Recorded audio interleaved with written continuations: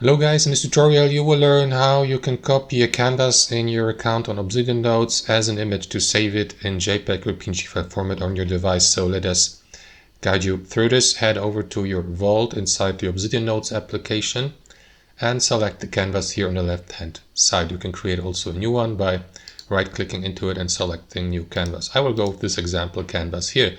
So inside the canvas, guys, click into these three dots on top right and you will see this option, export as image.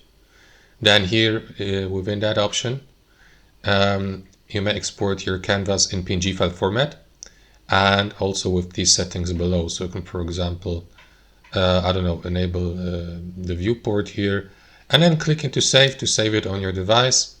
Or navigate to the given folder, position it there, place it and save it there, or export it as a PNG file format or file. And that's it. Thanks for watching and I'll see you next time.